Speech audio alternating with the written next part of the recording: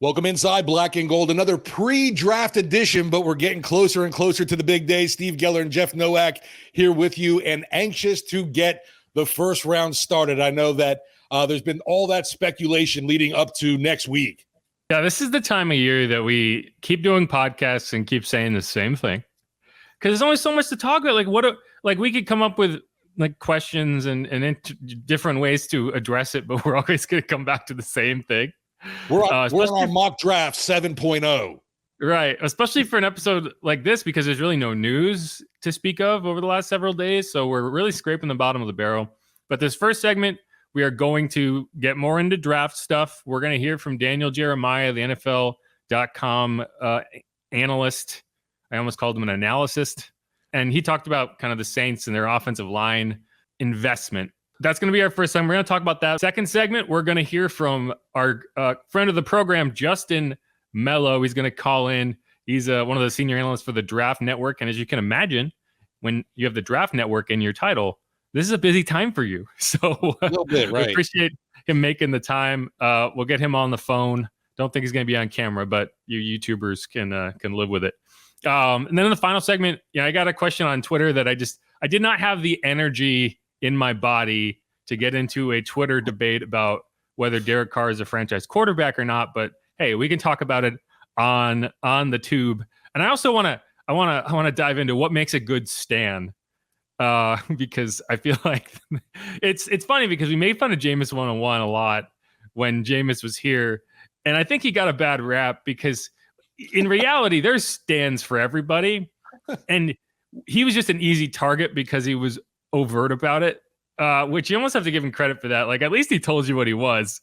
He didn't have some random name with like an animated picture that it was like, I wonder if all of his tweets are about this. Oh, there they are. Okay. Anyway, so we'll get back to that. But yeah, the first segment, we can go through a couple things. Shamar John Charles got re-signed. They put him in 27, which how disrespectful to Ike Adam. I'm sorry, I'm not going to do that again. And then Charlie Smith got his number, which it just feels right that we go through the numbers because we spend so much time last week talking about the numbers. He'll be in 39, which is an interesting punter number. I think Lou Hedley's also in the 30s, if I recall correctly. But yeah, nothing really to speak of from a signing standpoint. So we're kind of just looking at the draft. And then once we get through the draft, we'll have a much better idea of who they might need to target in free agency. Yeah, you look at with the signing of John Charles, and it was one of those. You're like, wait a minute, he was on the team last year. He played late in the year, right? Yeah, didn't ring a bell at all. He was in the game against the Falcons because Ike Adam got hurt, and then Alontae Taylor went into the slot, and then I can't remember, someone else got hurt, and he actually was out there. So take that for what it is. They like him, so they brought him back. It kind of reminds me that, like last year, like if you recall, this is the time of year where they re-signed Ike Adam, and everyone was like, he didn't really do much last year, but they clearly like him because they brought him back. So hey, maybe he's this year's Ike Adam. I don't know. He's in that number. Maybe 27 is the magic number for those cornerbacks that you expect nothing out of and get a contribution from. I don't know. Yeah, which Shamar, obviously still a young cat. He's 25 years old out of App State, 5th round pick in 2021. Yep. 2 App State guys on the roster. Can you name the other one? Why can't I think of it? Who is it? DeMarco Jackson, also a 5th round pick. So they can hang out. Right. Talk about upstate North Carolina. That's where App State is, right? It's North Carolina. Anyway, it's Appalachians. But all right, let's go forward here. So Daniel Jeremiah did his typical pre-draft conference call, and I was not on it because I have sat on that conference call, those conference calls enough times, waited an hour and a half, and then given up. So now I just let other people do it. But I do go through and listen to it. And there was a good question about the Saints. It was from Adam Devine. He's one of the hosts of the Saints Block Party pod, previously Saints Twitter pod. I think they changed the name. How does he get in the key to ask a question? Because I've done the same thing as you, where I've been a part of it, and I feel like I've been in line to get a question in, and they never got to me. Well, that's why I want to give him credit, because this was about an hour 40 in. So I have to give him credit for the commitment, because it's more than I have. I get frustrated and I give up after about 90 minutes because they don't put a list out. they just kind of say, okay, you're up next. You're up. So you don't know if like you're 10 away, 5 away. You're just kind of there. And then all of a sudden they're like, oh, it's your question. And you have to kind of like slap yourself in the face, wake up and ask it. So I give him all the credit in the world. He waited on there. He asked him a question. It was a good question. And I want to give those guys credit. I think they hate me personally. I don't know. Like Adam's got me blocked on Twitter. I guess he just blocks everybody. But I appreciate what they do. I appreciate their podcast. Go check it out. They do a good job and they engage with fans really well. I think podcasts like that are valuable. So, if you want to go check it out, go check it out. But so he's the one asking the question. That's why I'm saying this. So I don't want to give him credit for asking the question before we use it here. But he's going to ask about the offensive line and the investment. I did trim it down a little bit, but we got the crux of it. So here you go. The Saints have heavily invested in the offensive line, early premium draft capital. And with the draft capital they've invested, you would kind of expect that they should have like a top 5 type of offensive line. And that just hasn't been the case. With players not working out, like Penning and, Ruiz is serviceable. Is it a coaching issue or is it a scouting issue? I think that's a great question. I would say it's a combination. I don't think you make first round picks really anymore unless your coaches and your personnel department are on the same page for the most part, or else one of you is leaving, right? And whether the coach is on the way out or the GM's on the way out. But I think there's usually alignment when those decisions are made. So I think the blame you can spread around. I think, some of those, some of those players, why they didn't work out, I don't think there's any connection to it when I look through those guys and rolling through that list of names that you just rattled off there. I mean, Penning, like if we, that's the most recent in terms of the one that you might be already replacing.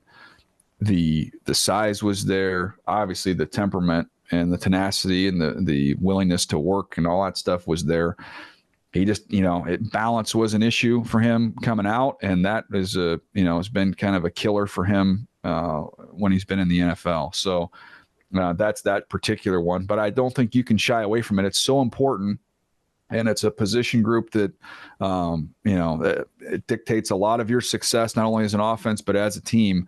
I don't think you can say, well, we have, it's been a blind spot for us, so let's draft another position so we don't make another mistake. You just got to suck it up and keep swinging, and they've got to get that solved if they're going to be where they want to be. So, I think you got to try and learn your lessons from the mistakes you've made in the past, but they've got to get right back on the horse. And I don't really see how they go any other direction but offensive tackle with their first pick, and where they are with this draft, they should be able to get that accomplished. But it's every organization has issues with certain positions. I've been on organizations, when I was in Baltimore, we couldn't get the receiver thing figured out, and they just kept swinging. And then all of a sudden last year you look up and you see Zay Flowers out there, looks like a superstar. So you got to keep swinging.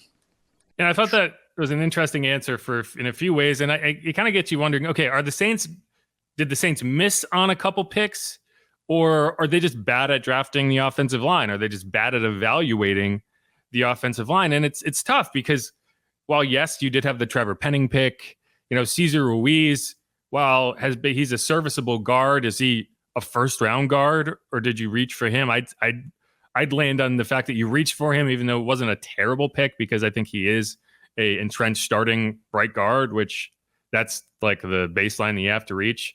But then you go back and Ryan Ramczyk was a good pick on the offensive line. I think Andres Pete was a solid pick on the offensive line. He's a 3-time Pro Bowler. What are your expectations for a mid-first round pick? That's got to be in that range, right? You would have preferred for him to be a guard, but you had Teron Armstead, a guy you found in the third round. So he was never going to be your left tackle while Teron was here.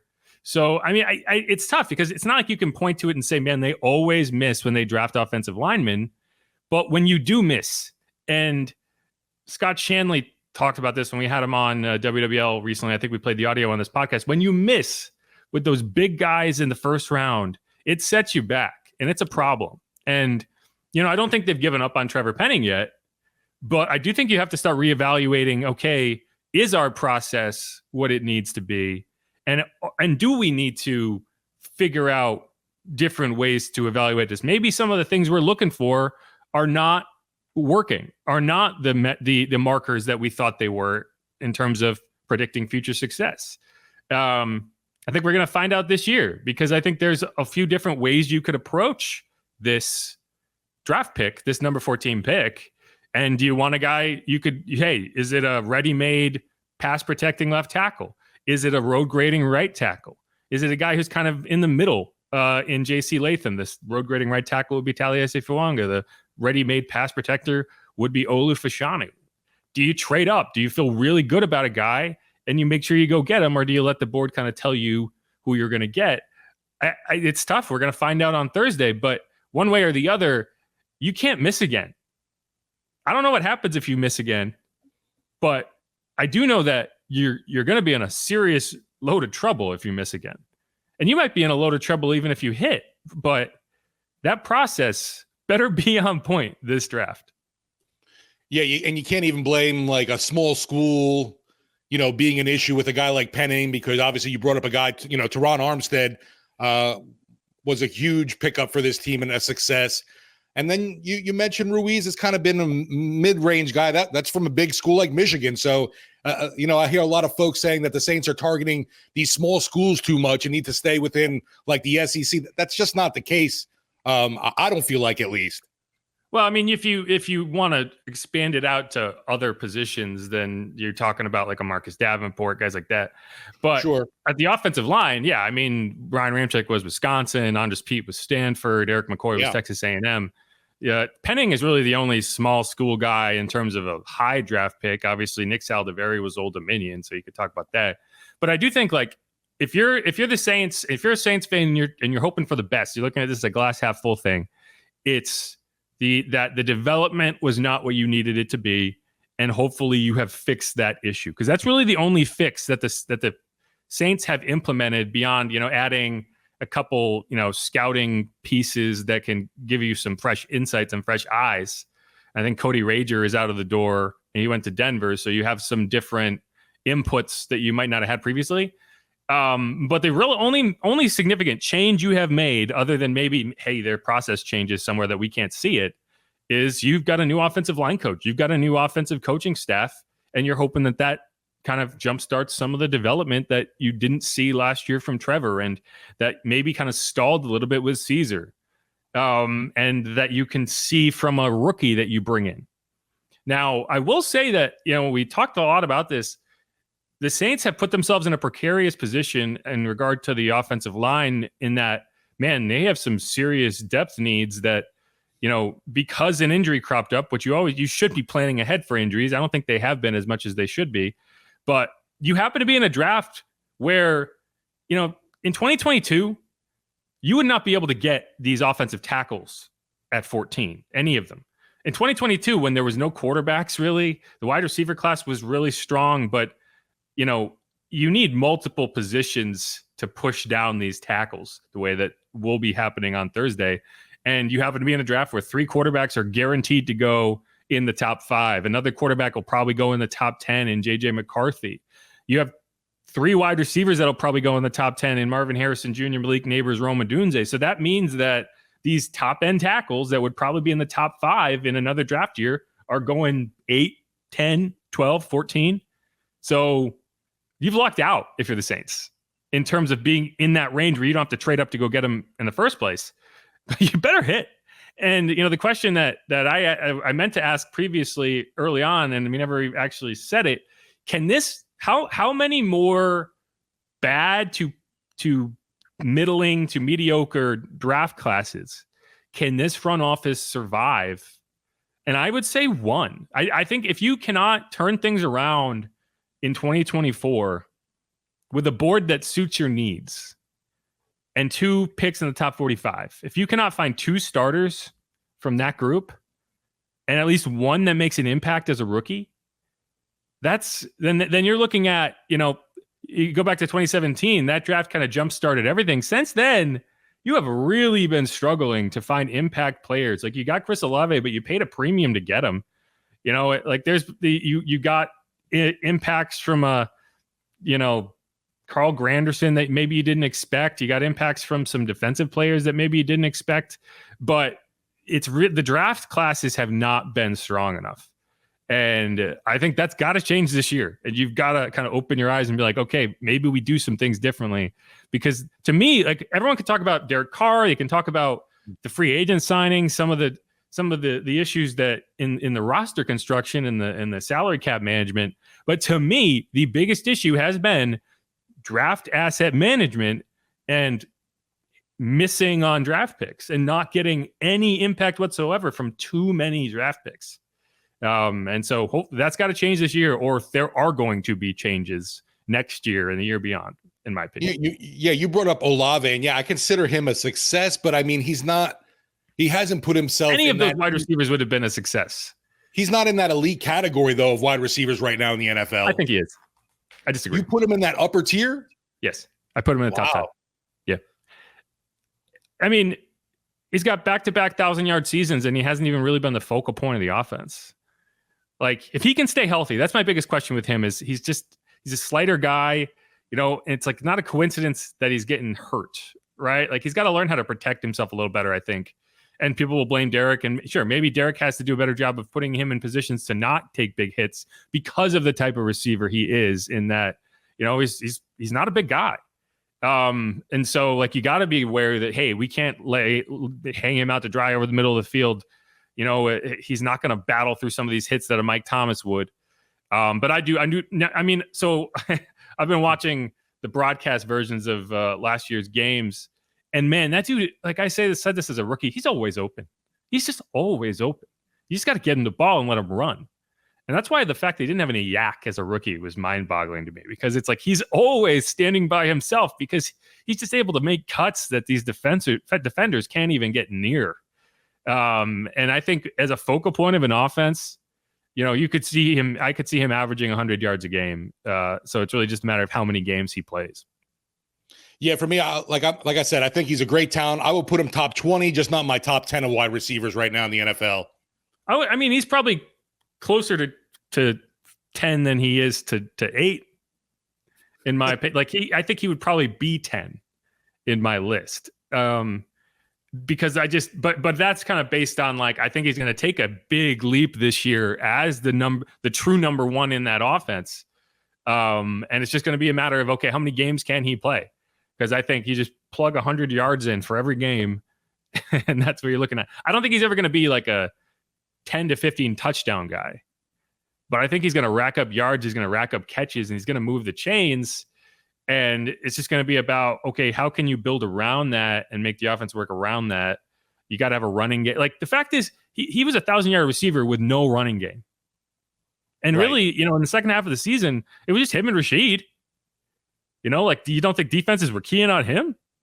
So I don't know. I think with another year with Derek, I think he's going to have a monster season. So, you could say, hey, as of last year, maybe he wasn't a top 10 receiver, but I think going into 2024 and kind of projecting, I would put him in the top 10. I hope you're right. I'll put that down on my fantasy football board. Yeah, we'll see. All I know is you got a top wide receiver, got to keep him happy, got to throw him the ball. And so either way, that's not what we're here to talk about. But yeah, I mean, Chris was like one of the biggest wins of the last several years. But again, it's like, you try number 10, you could have gone with any of those top wide receivers other than Jamison Williams and feel like, hey, we got a good one here. So like, that was kind of like drafting on easy mode. But you needed it and you got it. So I'm not going to complain about it. It's just a lot of these picks that you kind of went off the wall with, and and you can't blame, you can't look at Peyton Turner and say like, hey, it was a missed evaluation, because we don't know. I mean, like, you can't look in your crystal ball and be like, oh yeah, this guy's going to get hurt every time he goes on the field. But it would be nice if you could. No, the Saints would definitely like that information. I don't know what to make of Turner. I know we're going a little off key here, but with him, it's very frustrating because you feel like there have been those little glimpses of the vision that the Saints saw, but again, too far and few between because he's not on the field. Yeah, and I mean, just to kind of pull it back to the conversation we were talking about, is it an issue with the evaluation, or is it just bad luck? And you can't, like Daniel was saying, you can't look at a miss and say, well, we're just going to not draft that position again because clearly we can't figure it out. You have to look at your process and say, did we do everything right? Because sometimes you can do everything right and it doesn't work, right? Like sometimes, you make a perfect pass, the receiver runs a perfect route, the ball bounces off your helmet, right? You can't, that's just bad luck. Someone, like something in the process broke down and you get your cleat caught in the turf and you fell. Like, you can't look at that and say, well, we shouldn't run that route anymore. You say, well, that sucks, but what do? You just get back on the horse and try it again because you feel like you did it the right way. And so with a Peyton Turner, I asked Jeff Ireland about this because it's frustrating. And he basically said, like, yeah, we feel like we nailed that evaluation, but what can you do about that? They feel the same way about Marcus Davenport, right? It was like, we got the guy we thought we wanted, but things happened. So I think that's the same thing with offensive line. It's like, okay, look at your process. And if you feel like you nailed the process, then yeah, do it again. But you better be right that you nailed the process, because if you do it again and it ends up failing the same way, then it is your process. So that's why I think this is kind of a make or break draft for this front office, for this scouting department, and for the head coach. Because, like, how many chances do you get? Not many. NFL stands for not for long. I learned that long ago. Exactly. But all right, let's wrap up that segment, and we'll keep right on the draft. This is Inside Black and Gold. We're going to bring in Justin Melo of the Draft Network, get his input. This guy talks to dozens and dozens and dozens, hundreds of these prospects every year. I don't know where he finds the time, but he always has some great input. Looking forward to it. So stick around on Inside Black and Gold. Subscribe. We will be right back.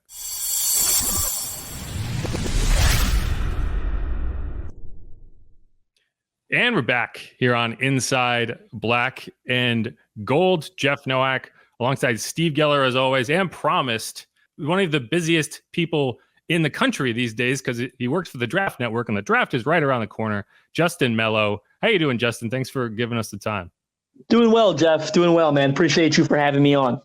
No doubt. No doubt. So what are you up to these days? Give us kind of a snapshot of your, we are 7 days prior to the draft. What does your day-to-day look like right now? Well, we're putting the bow on the interview series. If you've followed my work at all for the last, 10 years or so, I've developed an interview series where I sit down with prospects in the NFL draft. This is the busiest year I've ever had. I'm proud to say that the series is in high demand. Front offices around the league and agencies and whatnot.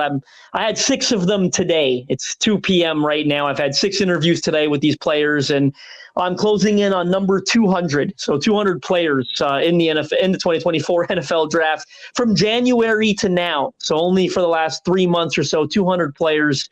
It's the highest I've ever done. I think last year I had 150. So I'm used to being pretty busy, but 200 is a new high. So very, very glad with how the series played out this year. That number is crazy. I know one guy that you talked to was Mason Smith, the guy that people in Louisiana will know. Defensive tackle for LSU that came in with all the hype in the world, but I never really got a chance to live up to it, I would say, especially with the injury. But I have had people tell me don't be surprised if Mason Smith goes a lot earlier than people might be projecting him to go. What were your kind of reads on Mason, and where do you expect to see him land this year? Well, I'm going to tell you the exact same thing. I think it's funny when you look at mock drafts, big boards around the league, you can kind of tell who's in the know and who isn't. I think it was Daniel Jeremiah who had him as like a top 50 player rather early on his big board. And I honestly think that is the range he's going to go in. I think he's probably a day 2 guy. It wouldn't shock me if he creeps into the second round. I think, as you said, the potential was what it was, and it still is what it is. I think teams are still convinced that he's capable of reaching that ceiling. I think you saw it in flashes and spurts at times at LSU when he was healthy. He had a really good pro day workout. He's been on like 12, top 30 pre-draft visits. So there's a lot of interest in him. The Saints brought him in for one. I didn't clarify, but I anticipate that doesn't count towards their 30 designation, right? You're allowed to bring in players with a local connection. I think it's actually a really weird rule people don't realize. It depends on whether or not you provide transportation as to whether or not it counts towards your 30 designation or not. So, I think if you do, it does count as a 30. If you don't, then you're allowed to bring in, 30 other guys to the facility. So either way, they brought him in for what was like a 30-like visit. It's the same thing, right? You get to conduct a medical if you want to. You can watch the film, show them around the facility, meet with coaches and scouts, yada, yada. Essentially a job interview is what it is, right? An in-person job interview. So he had one with the Saints and he had one with 11 other teams. So there's a lot of interest in Mason Smith right now. So, like, as long as you send him a town car, like it doesn't count. It's a really strange rule. Yeah, I literally learned it this year. I knew that you were allowed to bring in local guys without them counting towards a 30 designation. What I didn't know is, I guess, what determines that or not has to actually do with the transportation. Like I talked to a guy the other day that visited the Colts on a 30, and it wasn't. I believe it was considered a local, because it was like a 4-hour drive and him and his agent made the drive themselves or something like that. So it's a really intriguing rule that makes that determination. Just curious about with Mason, did he explain why he decided to enter the draft and not go back to college for one more year, figuring it could boost his stock even more? I didn't ask him that question, in all honesty, Steve. We just kind of talked about that. We did talk a lot about the year that he had coming off the injury. Perhaps this context will answer your question, but he did sort of state that he felt that he was really proud of the way he came back from the injury and the type of season he strung together this past year. Felt he was fully healthy, felt he was pretty darn close to reaching his performance ceiling, and then was really happy with the numbers he put up at the pro day. So the impression I sort of got was that he's really, really proud of the year that he had.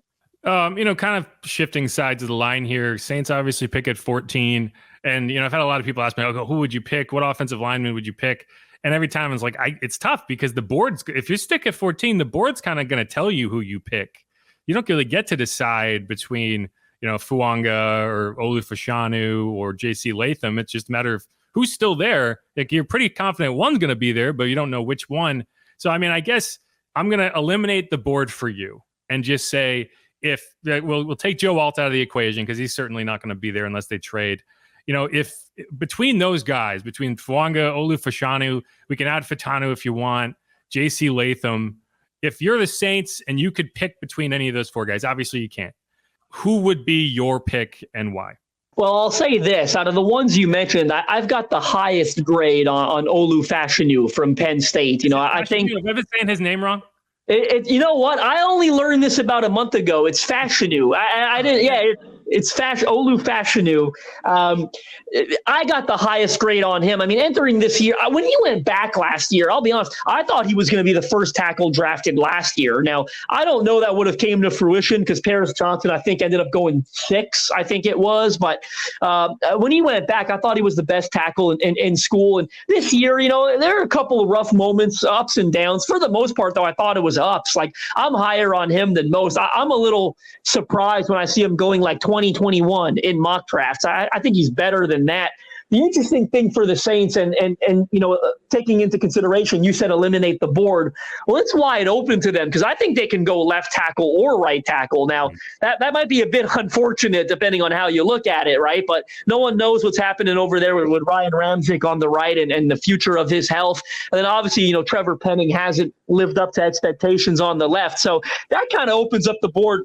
I think, a left tackle is always in demand, whether it's Fashanu, a guy like Troy Fatanu, who I think is going to go in that range as well, is an intriguing one. Or they can go with the right tackle like JC Latham, right, or Talise Fuaga. And then I would probably include Amarius Mims in that mix there somewhere. I think they're in a good position to stick at 14 and get a good one. What'll be interesting is, and people don't realize this enough, they're not going to like all of them.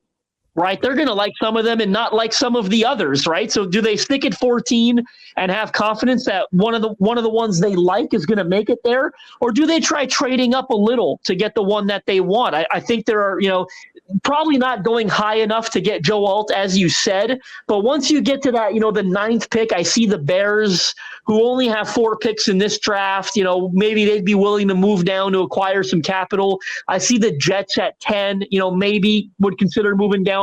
I think after that, you're probably just sticking at 14. Because I don't think the Vikings, Broncos, those teams are looking to move up as opposed to moving down. So if they can't get to 9 or 10, it probably makes the most sense for them to just stick at 14 and take the best tackle there. Justin, curious your take here. A lot of mock drafts I've been doing. Obviously, tackles, the offensive tackle, huge need for this team, for the Saints, and looks like it, they're gearing up to be that selection for round 1 at number 14. But what if a guy like Brock Bowers, a tight end, slips to you? He's available. Obviously, that kind of weapon in the Saints offense would be really welcome. But after looking at the history of tight ends taken in the first round, you're kind of second guessing that. Well, I think he's one of the best players in this draft, right? Bar none. I think that's obvious. And I'm going to tell people what I've been telling about Brock Bowers. It's like, if I told you he was a slot receiver, would it still bother you? You know what I mean? If they drafted a slot receiver that early, well, he played like 60% of his snaps from the slot or out wide or more. It was around that number. So this guy's really like a wide receiver first and foremost. Before anything else. So he's a passing game weapon. He's an elite passing game weapon. And if you remove the positional value from the conversation, I think there's no doubt that he's one of the best 14, the Saints pick 14. He's one of the best 14 players in the draft. So if you can get past that part of it, you look at the way he's going to be used at the next level. I don't think whoever drafts him is going to ask him to do a whole lot of inline blocking. I think he's good enough or, adequate enough to do a little bit of it. He's not useless there, but you're taking him away from what he does at an elite level. And that's produce receptions for receiving yards and touchdowns. So, and look, the Saints need another pass catcher, right? I don't love what they have behind Chris Olave right now. So, if you factor in that he's a guy that's going to play a position that catches the ball for you at a very high level, then you just go ahead and draft him and call it a day. I had someone on YouTube tell me that it doesn't make sense to draft wide receivers in the second round. And I had to do a double take because I was like, wait, what?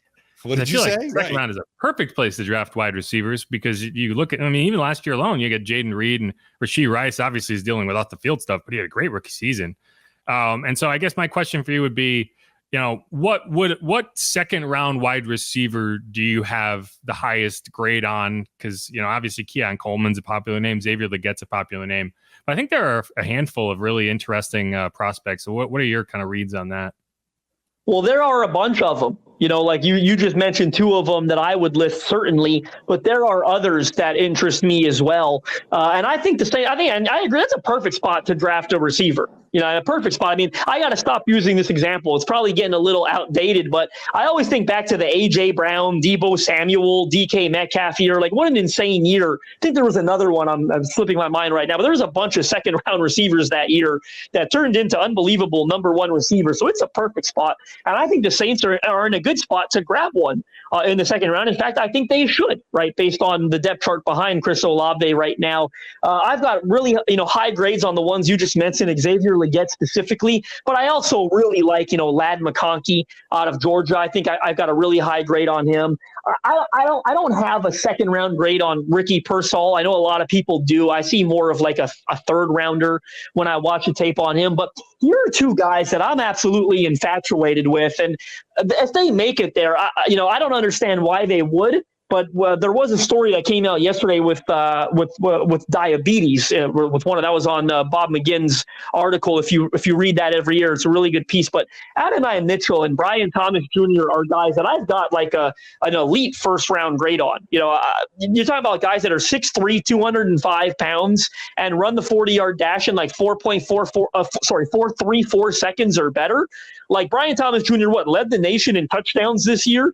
Both of them had like 1,000 yards. Like these are, they check every box from a size, athleticism, production standpoint. I love both of those guys. So if they end up in the second round, I don't think they should, but indications are they might. If they do, they will be far and away my highest graded second round receivers. But I like a bunch of them. The ones you mentioned, Xavier Legette, Keon Coleman, I think there's some boomer bust potential there. You always worry with those, big body guys that are vertical playmakers that sort of, rely on contested catch ability. It's the age old question. Is he going to be T. Higgins or is he going to be N'Keal Harry? Right, that's what teams have to sort through with him. But there are a ton of high-level receivers in the second round of this draft. Looking for me, at least, from the offensive line to the D-line now. Another pick that number 14 I've seen pretty popular for the Saints in many mocks. Byron Murphy, curious your take on the defensive lineman from Texas. I think he's going to be the first defensive tackle drafted. I think there's I'd be surprised if he gets out of the top 20. I saw some top 10 buzz this morning. That'd be a little rich for me. But I look at teams like the Cincinnati Bengals, the Los Angeles Rams. I think they've got back-to-back picks around 18, 19. With the Bengals losing DJ Reader this offseason and the Rams obviously losing Aaron Donald, I think there's a need for a guy like that. I think he's going to be one of those dominant three techs at the next level that can rush the passer, very much in that mold of a Quinnen Williams, a Jeffrey Simmons, the highest paid guys at that position. I'd be stunned. I see a lot of people out there comparing him to Johnny Newton from Illinois. I love Johnny Newton and the production that he's had, but he didn't get to test throughout this process. He had an injury, he had surgery. I think that's going to drop him down the board a little. So I'd be shocked if Byron Murphy wasn't the first defensive tackle drafted. All right, Justin Melo of the Draft Network. One more quick question, and I'll let you go. One sleeper pick, day 3 pick that you would identify as a sleeper that you really like that might be flying under the radar, who would it be? Oh gosh, that's a tough question because there's so many of them. I like so many. I'd probably round off a ton of names. Not a lot of small schoolers, but Blake Watson from Memphis is a dynamic running back, outstanding, change of pace, burst, and long speed. I'll give you one with a bit of a local connection. I love Jaquan Jackson, the wide receiver from Tulane. He was at the Senior Bowl. It's funny. I talked to a scout that week and then Jim Nagy separately. I don't know if they had the same conversation because it was odd. Both of them said to me in separate conversations, individual conversations, that he's garnered comparisons to Zay Flowers of the Baltimore Ravens. He's electric, dynamic, short area twitchiness and explosiveness. I would pound the table for Jaquan Jackson in this draft. I can go on and on. There are offensive linemen that I really like. Christian Haynes from UConn, I think, is a lot better than he's getting credit for. There are a couple edge rushers. Austin Booker out of Kansas. I'm a fan of Mo Kamara out of Colorado State. A bit of a small guy, but uber productive down there. There's a tackle out of Augustana University that has a great chance to get drafted. Exactly, a school no one's ever heard of, repped by the same agent as John Michael Schmitz. So there's a lot of intrigue there. There's the tackle out of from my neck of the woods, although we're on opposite coasts. But Giovanni Manu, have you heard of this guy from the University of British Columbia? Didn't even play college football in the States. He's got 13 top 30 visits. This guy ran a 4.96. Hear me out. A 4.96 at 6'7", 355 pounds. It is completely unheard. He's got Tongan heritage. So, he's one of those big-bodied guys. It's in the bloodline, right? Roman Reigns, the WWE. The guy is just a freak of nature. A 4.96 at 6'7", 355, 13 top 30 visits for him. There's another kid. Have you heard of the kid from my neck of the woods, Wantez Stiggers? Have you heard of this story? This guy is going to become, next weekend, I think, the third player ever, the third prospect ever to be drafted without playing a single game of college football. It is complete. Not one career game of college football. This kid, hear me out, he was committed to an HBCU, way back when. So he was talented enough to play college ball. There was no denying that. Well, that was when the season got canceled due to COVID. Their year did. And then one of his close family members passed away a few months later, really, devastated him. So he left the program and went home to be with his family. By the time he's ready to go back, not a whole lot of opportunity in college. What does he do? He's got a regular job, Someone convinces him to go play in the fan-controlled league. You remember that thing, like 7-on-7 indoor ball? He goes to fan-controlled league. Shout out to the scouts who are up my neck of the woods because he ends up landing with the Toronto Argonauts of the Canadian Football League this past season. Guess what? He won CFL Defensive Rookie of the Year this past year. He was outstanding for the Argonauts. Hit the ground running. Burst, explosion. It's legitimate with him. So he's going to get drafted on day 3 from what I understand. He's another one. He's had like 12 or 13 visits with teams. We've been trying to nail this kid down for an interview. It's supposed to happen this weekend. We can't get him because he's in a different city every single day. So this guy, you asked me for one. I think I might have given you 10. But if you haven't heard of the kid in the CFL, it's one of the best stories you'll hear this pre-draft cycle. I was going to say, that's an awesome story. Remember the name when you see it on draft weekend, Quantez Stiggers. When he gets drafted, it's probably going to have to say the Toronto Argonauts of the CFL because he didn't play college ball anywhere. So it'll definitely be a unique one for years to come. No doubt. I do apologize for giving you the longest answer for that question on the shortest question. Anyway, my own thanks fault. so much, Justin Melo of the Draft Network. Check him out, Justin M_NFL. More draft content than you'll know what to do with. Go check it out. And I know you're busy, Justin. I do appreciate the time. Thanks so much. Thanks for having me on, guys. You know where to find me. You the man.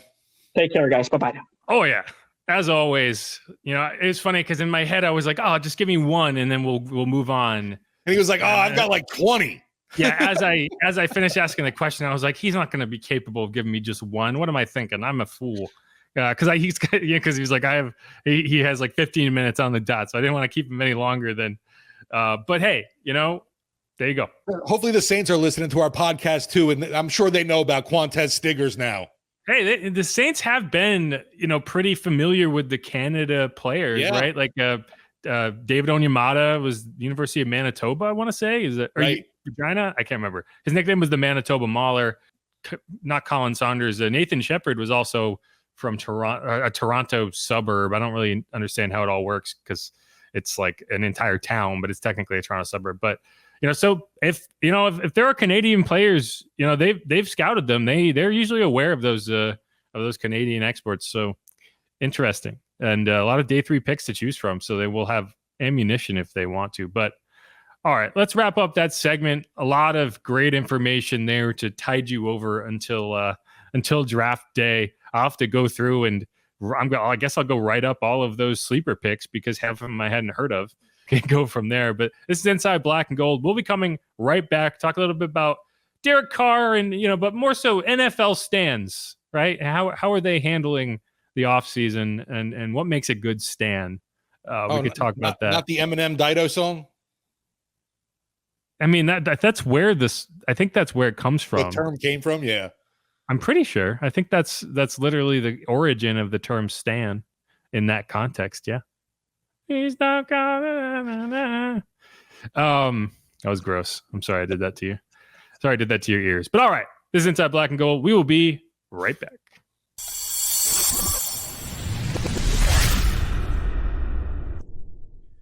And we're back on Inside Black and Gold. One more segment here. I'm Jeff Nowak. He is Steve Geller. Subscribe wherever you get your podcast, YouTube, whatever. You made it all the way to the third segment here. We got to be doing something right. Let us know. Give us a review, whatever. But first things first, I got to know, Steve, what are your thoughts on Twitter stands for NFL players? Twitter, just in general, is a terrible cesspool of nonsense, but it's still something like of all the social media platforms, I'm still most geared into that just because of the way the information comes to you.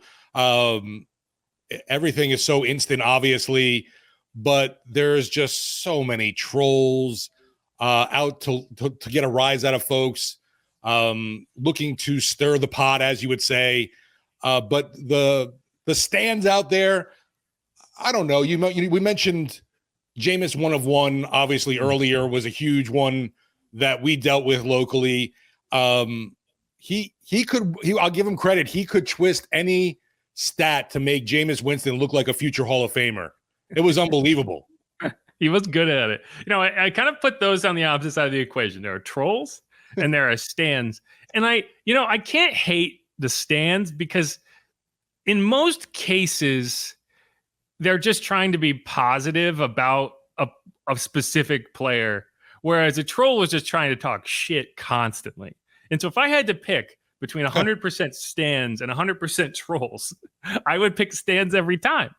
And it was kind of brought me to thinking, like, what makes a good stan, right? Because I would argue that Jameis 1 of 1 is like the gold standard. Absolutely. Well, anything Jameis does, elevate. Yeah. The gold standard, right, of stands. Because like he and the one thing that they all do well is they have screenshots. Like, and because you can't lie about the screenshot. And it was It's like right one in of front of the you. other. Here's the facts. The funniest one he had was like a list. It was like Jameis Winston is the first quarterback to ever throw for like 108 yards. It was like, why is that number? Because it was like Pat Mahomes or black quarterback to ever throw for that many. Because it was like Pat Mahomes had like 5,098 yards or something like that. And it was like, oh, we got to put it here, otherwise there's no stat. But no, it was funny, and every preloaded. And I give him credit. I give all these guys credit when they're. It's like when you're well researched, you might as well use that information. And it's just, I don't know. Like this is the time of year where I don't engage on a lot of that stuff because I just don't have the energy to argue about something that's meaningless, especially on Twitter this time of year. But one of those, and I would call this guy a stan, and I think he would call himself a stan. There's a few guys, people call me a stan for Derek Carr just because I don't hate the guy.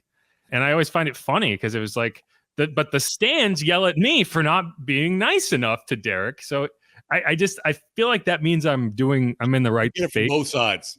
If the stands were too happy about me, then I would feel like it's like maybe I am being a little soft. And if the trolls were too much on my side, it'd be like, So as long as I'm in the middle where I get like 50% angry at me at any given time, I feel like I've done my job. No, I think you've been plenty critical of Derek, but not overly. And I think that's right where the folks that hate Carr kind of appreciate it. And then the stands, I guess, maybe that's the sweet spot. It's a sweet spot. Right, exactly. Right. But okay, so this guy, he's definitely a stan, but he listens to our podcast and he's always in the mailbags. And so I do want to answer his question, but I just did not have the energy to dive into this on Twitter. Okay. So I didn't do it, but I did see it. I needed to know I saw it. I just did not reply to it. And I'm not going to go through the stats. You can see, if you're watching this on YouTube, you can see all the stats he laid out.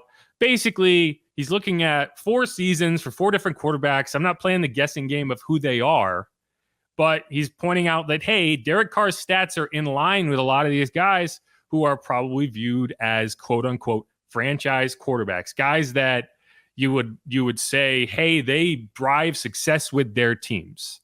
And his question is, and a fair question, is how much of that is just the narrative around a particular player versus actually being a franchise elevating player? Because so much of the time you're really just looking at wins and losses, which are not a quarterback stat. As much credit and blame as we give quarterbacks, wins and losses can't only be attributed to the quarterback. That said, they have the biggest impact on that of any player, any individual player on the field. So they are going to get undue blame and undue credit when it goes well. That's just how it works. That's part of the deal of being a quarterback. But is Derek Carr overly criticized for not driving winning more so than some of these other guys around the league? You look at guys who have not won, right? When I look at it and I say, okay, if you want to be viewed, the perception of your career is inevitably going to be, how many winning seasons did you have, right? How many trips to the playoffs have you made?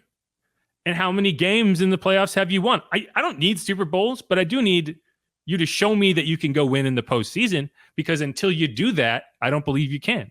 I think the postseason is a different game, and not every quarterback is suited for it.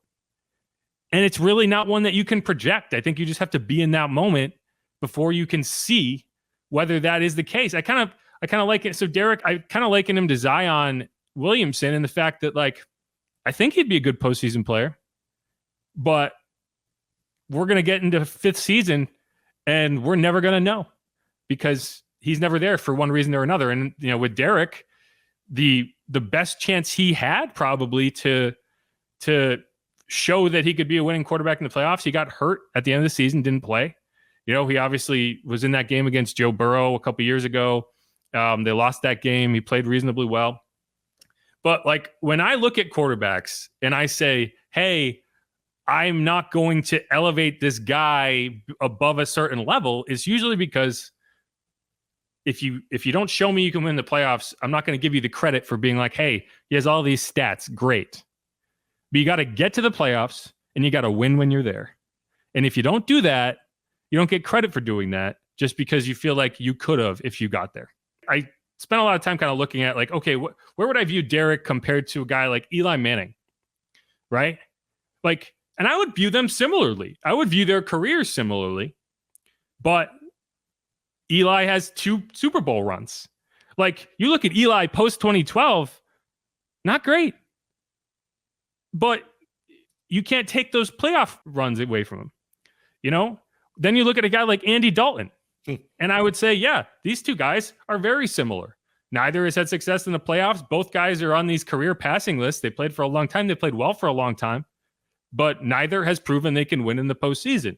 And you can say they're okay. Well, the team let them down. They did this, but you look at it and you say, you're talking about a 10-year veteran. How many of those seasons was the team not good enough? And in those seasons, was the quarterback good enough? That's tough. But how about the seasons where the team was good enough and didn't make it? And whose fault was it then? So I don't know. And I like Derek. I think Derek, you can win with Derek, and that's what the whole argument is about. Is Stakanova, who is the Stan, he's saying like, I don't understand this take that you can't win with Derek Carr. And my response to that would be, if you can, then why hasn't it happened yet? Why haven't you had these 10, 12 win seasons? And you could say, hey, it's coming. It's this year. And great. If it is, then that take will go away. But you're not going to have people interpret statistics and say, hey, he's a really good quarterback and is a franchise leader and can elevate teams to wins when it just hasn't happened. And that's kind of where I land on that. Yeah, see, Carr for me, I consider him in that mid-level range. Obviously, no, I know you famously coined Kirk Cousins Mr. League Average, and I think that Carr is, just right there with him. Is he gonna be a difference maker in games? I don't see that, but I don't think he's that bad of a quarterback where he's going to cost you games either. I know a lot of folks are critical of, some of the picks he might have thrown last year, but it was a pretty good season for him overall.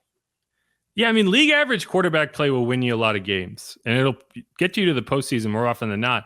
And I think what you see with Derek is, when he's on, when he's hot, he can win you games. He can get you to the postseason. He could probably win a postseason game. The problem is there's lows too. And I don't think the balance is there. And I would say the same thing about Eli Manning. Like Eli Manning, the story of his career was he got hot at the right time. And he made Tom Brady pay for it. And Derek just hasn't had that moment. Last year, I think if they make the playoffs, they win at least one game. I think the Eagles were the second worst team in the NFL by the end of the season. I think the only team worse than the Eagles in week 18 was the Panthers. Like they weren't beating anybody in the playoffs. So I think if the Saints got in and hosted the Eagles, I think they win that game. And then, obviously the Lions is a much tougher question, but you never got that chance. And I think Derek Carr was hot at the end of the season in a way that if you got to the postseason playing like that, they would have been a tough out. He hasn't had that situation for him. But What annoys me is when people look at a guy like Kirk Cousins, and for some reason, like we saw these quarterback rankings earlier in the year, and Kirk Cousins was like way up there, and Derek was like 26th. Which, like, come on, like these are not that much different quarterbacks. Absolutely, when you really break it down. Like these are the same general quarterback. Neither one can run. Neither one is going to make much happen with his legs. But like they've been around forever. Neither one was a first round pick. These are both guys that kind of developed at the NFL level. One of the differences is Derek played right away and Kirk sat behind RG3 for a couple of years, but neither has done anything in the playoffs. Like we talk about Kirk as if like he's this catch-all, like, oh, he's definitely the guy that's going to take Atlanta over the top. Like he's Peyton Manning in 2015 or 2016. And I just don't see that because I put him and Derek Carr in a very similar situation. The biggest difference between Derek and Kirk is Kirk has had chances in the playoffs and has failed. Like I think Saints fans are a little misconstrued on his playoff history because the one win he has in the playoffs was against the Saints at the Superdome. But go look at the other games he's played in the postseason, and so like I put those guys similarly. I put Baker Mayfield in that same range, right? It's funny because like a guy like Aaron Rodgers has won one Super Bowl, right? He had that Super Bowl early in his career. And since that point, his career has been marked with playoff disappointments. Yeah. They went 15-1 and lost to the Giants in 2012. They've made it to the NFC Championship several times, laid an egg in every single one, but they got there, right? Drew Brees, same way. Drew Brees and Aaron Rodgers have virtually identical careers in the sense of constantly in the playoffs, never got back to the Super Bowl after winning that first one. And that's the biggest difference to me between, a player who has the perception of being a franchise-altering quarterback and a guy who is looked at as this guy again, Yeah, surprisingly, Rodgers doesn't get that criticism. Maybe for this off the field stuff, but definitely not on the field. Yeah, I don't know. Well, that's a whole different conversation, and I've waged this war repeatedly of like, why does Aaron Rodgers get so much credit, but like Drew Brees gets so much blame for never getting back to the Super Bowl? And like, I think Drew Brees and Aaron Rodgers at the end of the day are very similar. The biggest difference is Aaron Rodgers is a 4-time MVP. Like for some reason he always got the MVP love and Drew never did. Like the fact that Drew Brees never won an MVP is blasphemous. It is bonk for sure. But that's a whole different conversation. But I agree. Like that's why I think there's two different kind of spheres of quarterbacks, and it's guys you have to imagine what they could have done in the playoffs, and guys that showed you what they could do in the playoffs. And like a guy, I asked you for kind of examples. Like Joe Flacco is an interesting guy. I don't think Joe Flacco was ever that great, but he had that one playoff run, and that defined his career, right? Ben Roethlisberger had 2. And that defined his career. Eli Manning had 2. That defined his career. But then you have guys like Geno Smith, Deshaun Watson, Ryan Tannehill. They're 3 different players, but neither has really ever done anything in the postseason. Geno has gotten there.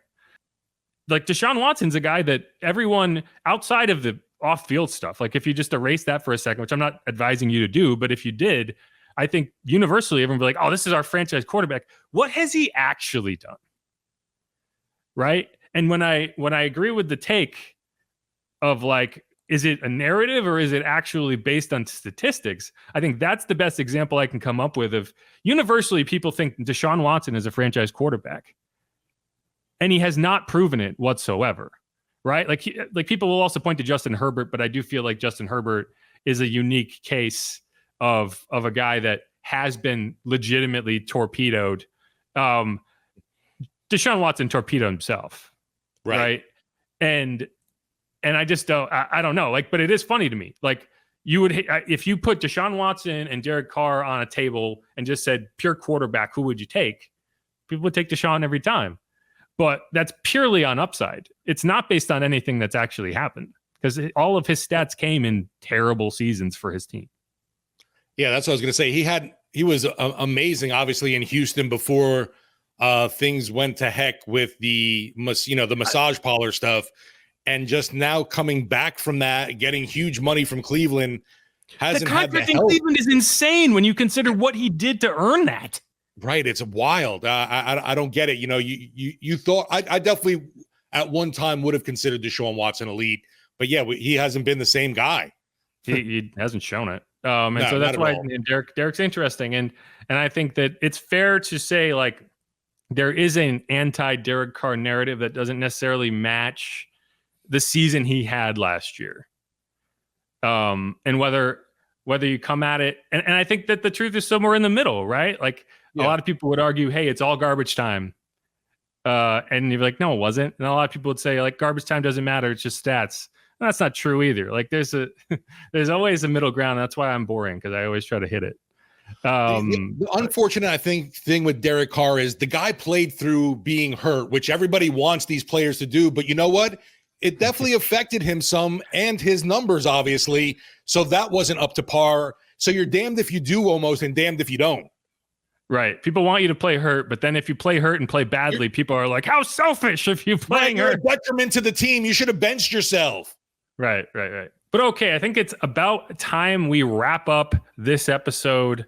We went through a lot right? We covered a lot of ground. We talked about Daniel Jeremiah. We talked about the offensive line. We talked about, inventory versus evaluation. I think that's the first time I used that, but it works. Justin Melo, great breakdown of a lot of players. I have to go back and listen to it again because he's just, it's like rapid fire information. It's always amazing to me how much investment he makes every year in the draft.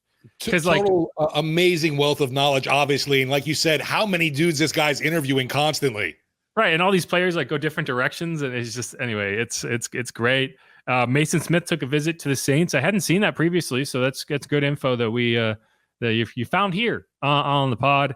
One thing I do want to hit before we go, and we'll talk about this again on the next episode before the draft, but Thursday draft coverage on WWL. We've got I think this is one of the best shows that goes on all year in terms of content for the Saints and for the draft. We're going to have interviews, Mickey Loomis, Jeff Ireland, Clint Kubiak for the first time, basically. I was going to say, nobody's heard from Kubiak since he joined the Saints.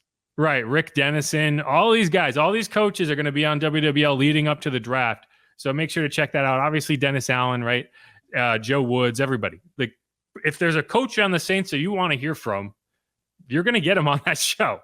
And that's going to be leading up to the draft on Thursday. So make sure to check that out. And we'll pull some of those clips. I'll probably pull that full Clint Kubiak interview so we can play it on a pod at some point this offseason, because I got questions. Man. And I want to hear about them. But yeah, I'm looking forward to that. That's always a fun day. Our schedule for the pod is going to be a little weird because there was a lot of time investment in covering the draft. Day 3 is going to be a mess because right now they could be making 7 picks on Saturday. And then the aftermath too is still with the undrafted guys. Yeah. Right. And then it's not over at that point. So we'll get to as many pods as we can. I'm going to try to do more quick hitters after picks that we can get up. But don't quote me. I said that last year and I just was not able to do it. So we'll see, but I do think we have a better handle on things this year than we did in the past. But definitely check that out. WWL AM 870 FM 105.3. You can always catch up with it on the Audacy app if you can't hear it live. But I do recommend checking it out. That's my long form pitch. The Diane will be happy. 4:00 Thursday. Deuce and Hoss. There you go. But all right, thanks everyone for listening. This has been Inside Black and Gold, another episode in the books. Thanks again to Justin Melo. I'm Jeff Nowak. He is Steve Geller. You can follow me on Twitter at Jeff_Nowak. As you see, if you tweet at me, occasionally I'll talk about it. Not always, but every now and then. You can follow Steve at Steve Geller WWL. You can follow the show at Saints_pod. Until the next time, who dat? Peace out. Be easy, y'all. And go Pels. Ooh, go Pels.